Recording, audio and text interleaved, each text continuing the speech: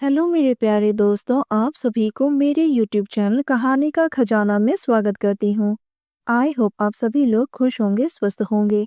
चलिए दोस्तों, आज आप सबको मैं एक नई कहानी सुनाती हूँ।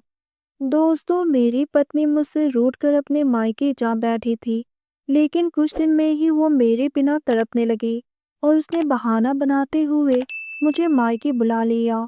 और उसके बाद फिर ऐसा कुछ हुआ कि दोस्तों, मेरा नाम संजय है और मेरी पत्नी का नाम कुसुम।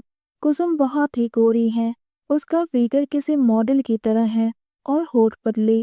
कुल मिलाकर वो देखने में एकदम परफेक्ट है। हुआ यूं कि कुछ दिनों पहले कुसुम मुझसे गहने मांग रही थी और मैंने उसके बात पर ध्यान नहीं दिया। इसी बात पर वो मेरे साथ लड़ झगड़ कर अपने मायके चली गई। मैंने भी उसे जाने दिया। मुझे लगा कि कुछ हफ्तों में ही वो वापस आ जाएगी, लेकिन ऐसा नहीं हुआ। 2 महीने हो गए, वो अपने मायके में ही थी। मैं फ़ोन करता था तो वो मेरा फ़ोन भी नहीं उठाती थी। अब मैं उसके बिना तड़पने लगा था। एक दिन अचानक से कुसुम ने मुझे फ़ोन किया और कहा, अजय सुनते हो, मेरी तबीयत ठीक नहीं है। मैं बहुत अकेली हो गई हूँ। अब आप आ ही जाओ। मैं कुसुम से मिलने के लिए तैयार हो गया। सुबह ही सास ससुर के घर पहुंच गया। सासू माँ मुझे देखते ही कहने लगी, अच्छा हुआ दामाद जी, आप आ गए। दोस्तों, चैनल पर नए आए हैं तो इस वीडियो को लाइक शेयर और सब्सक्राइब करें और एक प्यारा सा कमेंट ज़रूर कर दें। कुसुम की तबीयत ठीक नहीं है और दूसरी तरफ से मेरे छोटे भाई की बेटी की शादी है। कुसुम के अलावा पूरा परिवार ही शादी में जा रहे हैं। हम शादी से 1 हफ्ते बाद ही आएंगे। तब तक आप यहीं पर रुक जाओ। उसके बाद आप कुसुम को अपने साथ ले जाना। सास ससुर के जाने के बाद कुसुम मेरे सीने से लिपट गई, मुझे पागलों की तरह चूमने लगी। मैंने पूछा, कुसुम तुम सच में बीमार हो या बहाना कर रही थी? उसने मुस्कुराते हुए कहा, मुझे आपकी याद सता रही थी। मैं तो उसी समय उसके साथ कार्यक्रम का मन बना लिया था, लेकिन दिन का समय था तो कोई भी आ सकता था, इसीलिए मैंने बाद में कार्यक्रम के बारे में सोचा। इसी तरह से दिन भर हम दोनों मस्ती भरी बातें करते हुए समय बिताने लगे। हम दोनों ही रात होने का इंतजार कर रहे थे। कुसुम जल्दी से रात का खाना बनाने में लग गई।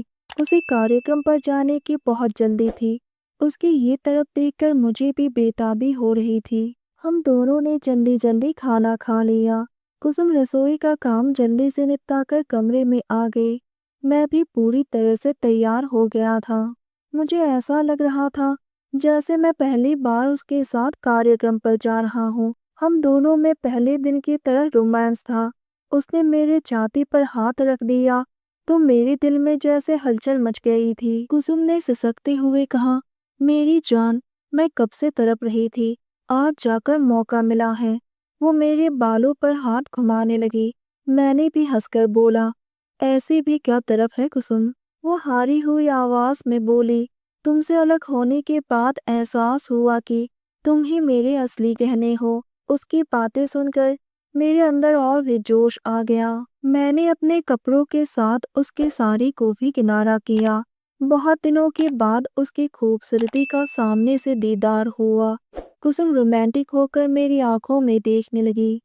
उसकी सांसें बहुत तेजी से चल रही थी। वो मेरे सीने से लिपट गई और रोमांटिक हो थी। हम दोनों के होठ कब आपस में जुड़ गए, कुछ पता ही नहीं चला। उसके बाद हम दोनों कार्यक्रम में खो गए। हम दोनों ही बहुत सुकून महसूस कर रहे थे।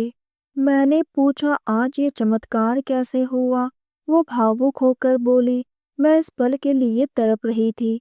मुझे अपनी गलती का एहसास हो गया था।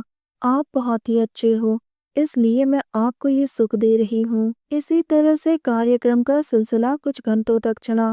फिर लाइट बंद की और एक दूसरे को लिपट कर सो गए। ऐसी गहरी नींद आई कि हम दोनों की आंख सुबह ही जाकर खुली। 1 हफ्ते के बाद जब ससुराल वाले शादी से वापस आ गए तो मैं भी अपनी पत्नी कुसुम को लेकर अपने घर आ गया। दोस्तों, आप सबने अपना कीमती समय निकालकर इस वीडियो को सुना। इसके लिए आप सभी को धन्यवाद करती हूँ। धन्यवाद दोस्तों।